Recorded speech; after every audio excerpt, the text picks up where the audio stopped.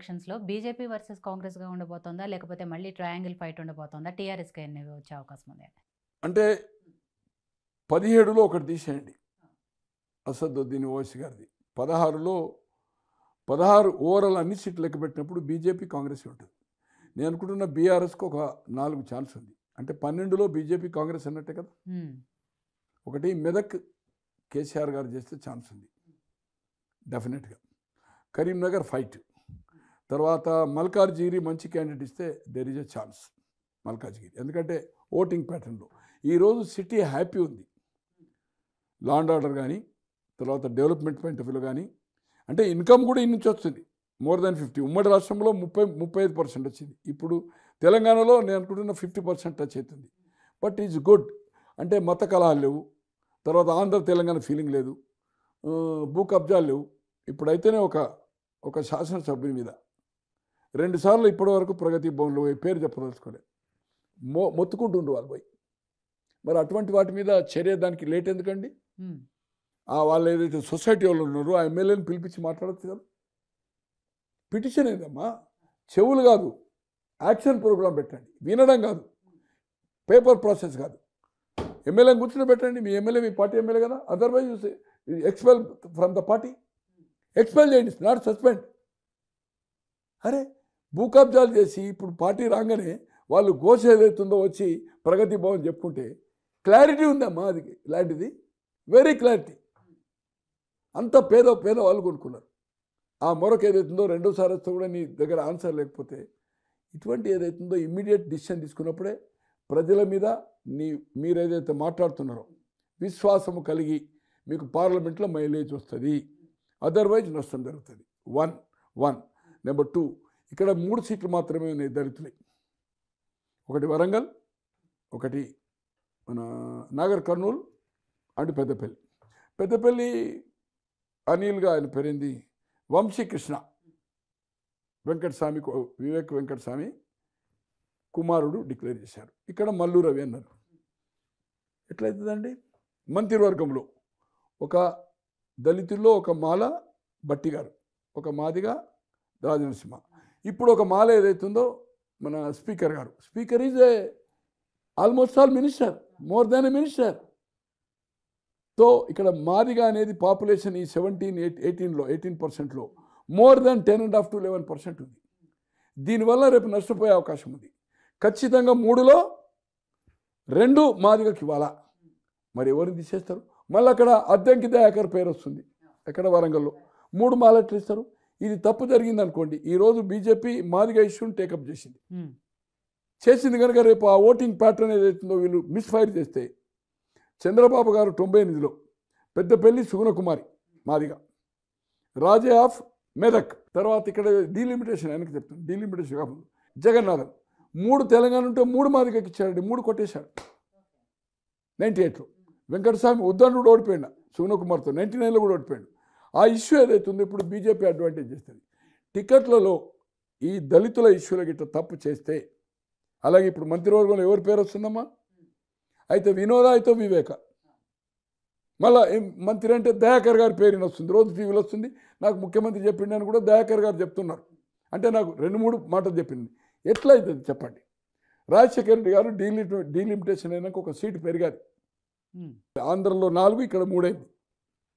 6 ఉంటే అక్కడ 3, ఇక్కడ 3 ఉండే. ఎప్పటి వరకు? 2009 వరకు. 2000 డీలిమిటేషన్ అయినాక సీట్లు పెరిగి ఇక్కడ 3 ఐజీటీస్గా ఉన్నాయి, అక్కడ ఏదైతుందో 5 ఉన్నాయి.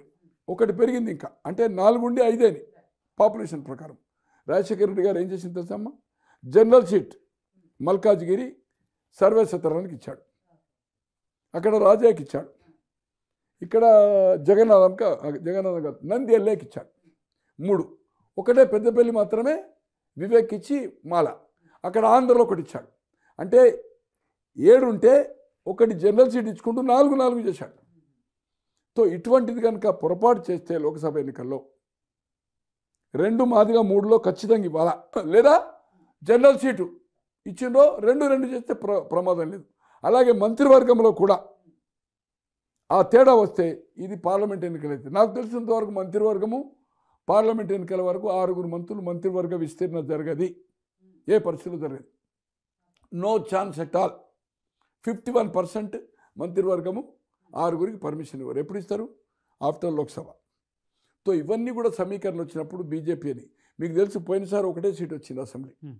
సంజయ్ ఓడిపోయాడు, గెలిచిండు. అక్కడ మన కాంగ్రెస్ మీద ఓడిపోయి బాబురావు గెలిచిండు బీజేపీ. ఈయన చేయలేదనుకోండి, అరవింద్ గెలిచిండు. తర్వాత కిషన్ రెడ్డి ఎమ్మెల్యే ఓడిపోయి గెలిచాడు. అట్లంటే మన బీఆర్ఎస్లో నేతకాని వెంకటేష్ గెలిచాడు. అలాగే ఈయన గెలిచాడు. నామా కాంగ్రెస్ మీద ఎమ్మెల్యే ఓడిపోయి గెలిచాడు. అట్లే వెంకటరెడ్డి గారు కాంగ్రెస్ మీద ఓడిపోయి లోక్సభ గెలిచాడు. ఇవి ఏదైతుందో 98లో కూడా బీజేపీ ఏం స్ట్రెంత్ లేకుండే, ఎవరితో ఎలయన్స్ లేదు. అలాగే సాగర్జీ గెలిచాడు, ఒక ఎమ్మెల్యే, ఒకటే ఎమ్మెల్యే ఆ కాన్స్టిట్యూన్సీలో. ట్రెండ్ ఎట్లా వస్తుంది అంటే నేషనల్ పాలిటిక్స్ అనే వరకు డిఫరెంట్ ఓటింగ్ ఉంటుంది. ఇప్పుడున్న సిచ్యువేషన్లో రామ్ ఇష్యూ తర్వాత బీజేపీ పరిపాలనలో బ్రహ్మాండమైన మంత్రివర్గంలో బలహీన వర్గాలకు మంచి రిప్రజెంటేషన్ ఉన్నది.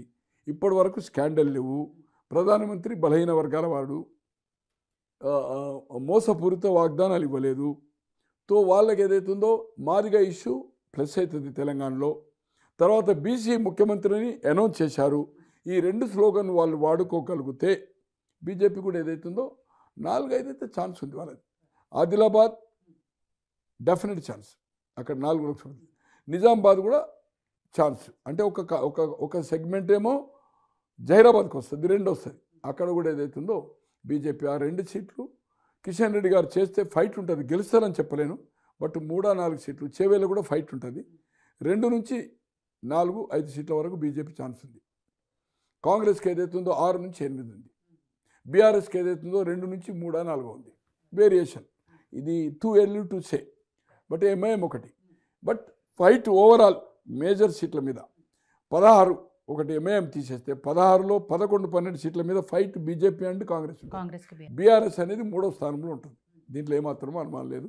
రాబోయే రోజుల్లో కేంద్రంలో కూడా బీజేపీ ప్రభుత్వం వచ్చే అవకాశం ఉంది. 250 వచ్చిన వాళ్ళ ఎలీస్ తోటి.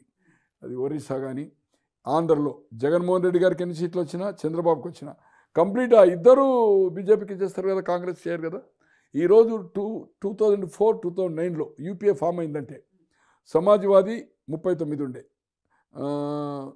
బహుజన సమాజ్ మాయావతి 21 60, 42 సిపిఎం ఉండే, 10 సిపిఐ ఉండే, 4 ఫార్వర్డ్ బ్లాక్ రిపబ్లికన్, 56 ప్లస్ 60 21 39 60 116 ఉంటేనే యూపీఏ ఫామ్ అయింది. 149 సీట్ల 151 సీట్లు వస్తేనే యూపీఏ 2004లో అయింది. 2009లో వచ్చి 203 సీట్లు వచ్చాయి. కనుక యూపీఏ పార్ట్నర్స్లో తక్కువ ఉంది. బెంగాల్ కలుస్తుంది అనుకుంది ఎగ్జాంపుల్, అక్కడ నితీష్ కలుస్తాడు, ఇక్కడ డిఎంకే కలుస్తుంది. కానీ సిపిఎం ఏదైతుందో వీక్ అయింది. ఆ రోజు 56 సీట్లు, ఈరోజు 10-12 కంటే ఎక్కువ వచ్చే అవకాశం లేదు. అట్లనే అఖిలేష్ మ్యాక్సిమం ఒక 20-25 మ్యాక్సిమం, మాయావతి 2-3. తో యూపీఏ ఫామ్ అయ్యే ఛాన్స్ లేదు కనుక ఎన్డీఏనే ఫామ్ అవుతుందని. తెలంగాణ ప్రాంతంలో మీరు అడిగినట్టుగా పరిపాలన ఈజ్ అ గుడ్ నౌ, కానీ ఆర్థికంగా కష్టాలు ఉన్నది. రిసోర్సెస్ పెంచుకోవాలి. ఈ ఖర్చులను గతంలో ఎలాగైతే విప్పులు ఎంతమంది ఉండరు అలాగే పార్లమెంట్లో లేదు. కాంగ్రెస్ పరిపాలించింది కదా, మధ్యాష్కి ఉన్నాడు కదా విప్పు, ఏం ఫెసిలిటీ ఉన్నదో అడగండి. పార్లమెంట్ 543 మందికి విప్పు ఉంటే ఏది లేదు ఇక్కడ. ఎస్కాటు, బంగ్లా ఏదైతుందో మన పైలట్, ఇవన్నీ ఏంటండి గుయ్యి ఏదో ప్రోటోకాల్. ఎందుకంటే కోట్ల రూపాయలు ఖర్చు కదా, 100 కోట్లు ఖర్చు కదా. చేయండి మీరు లెక్క, 100 కోట్లు ఖర్చు అవుతాయి. ఇవి రిఫార్మ్స్ స్ట్రాంగ్గా చేసి ఖర్చులు తగ్గించుకోవాలి, ఇన్కమ్ను పెంచుకోవాలి. పెంచుకుంటే ఏదైతుందో ప్రభుత్వము ఇప్పుడు ఈ నెల రోజులు కానీ ఏదైతుందో ఖచ్చితంగా నేను ఈ ప్రభుత్వానికి 5 సంవత్సరాలు డోకా లేదు. లోకసభలో ఇంకా 3 నెలలు ఉంది కనుక ఈ పథకాలు 100 రోజులనే చేస్తున్నారు కనుక ఇవి చేయనప్పుడు కొంత నెగిటివ్ ఓటింగ్ ఉంటుంది. బీఆర్ఎస్కు బీజేపీకి చెప్పే అవకాశం ఉంటుంది కదా ఓటింగ్. రిజల్ట్ మనం వచ్చినా కూడా మనకు మహబూబ్నగర్ ఉన్నది, ఇలా స్ట్రాంగ్ వచ్చింది, వరంగల్ స్ట్రాంగ్ వచ్చింది, ఆ సీట్లు పోవచ్చు కదా. అట్లనే కవిత 7 అసెంబ్లీ గెలిచి కవిత ఓడిపోయింది కదా, 3 లక్షల పిల్లలుండి. ఇవన్నీ చూసాం గతంలో. సో ఈ రిజల్ట్ని ఏదైతుందో పార్లమెంటుకు మనం పోలిక చేయలేము. ఈ పథకాలది కూడా ఇంపార్టెంట్. గ్యారంటీ పథకం అన్నారు, సంతకం పెట్టినరు. సో ఇవి ఏదైతుందో 100 రోజులు కాదు, మనకి 100 రోజులు అంటే మే వరకు దాదాపు 170-180 రోజులు అవుతుంది. అమలు కానప్పుడు ఏం చెప్తారు. Anyway government is running good. ఇప్పటికీ ఈ నెల రోజులు ఏం కాదు, కరప్షన్ కంట్రోల్ చేసి అధికారులు, పాలిటీషియన్ కంటే ఎక్కువ అధికారులు దాన్ని కంట్రోల్ చేసి ఏదైనా కాంప్లైంట్ వచ్చినప్పుడు దాన్ని పిటిషన్ తీసుకొని నెలల తరబడి పెండింగ్ పెట్టకుండా ఇమ్మీడియట్ కాల్ ఫర్ ఒక ఎమ్మెల్యే మీద వచ్చినా ఒక అధికారి మీద వచ్చిన కమాన్ ఇంకో కమిటీ వేసి కమిటీతోటి ఒక నెల రోజుల 2 రోజుల టైం బాండ్ ప్రోగ్రాం పెట్టి అది తేల్చాలి. కానీ సంవత్సరాల తరబడి ఎంక్వైరీల పేరు మీద చేస్తే ప్రజల్లో మనం ప్రతిష్ట కోల్పోతాం అనేది నా ఉద్దేశం.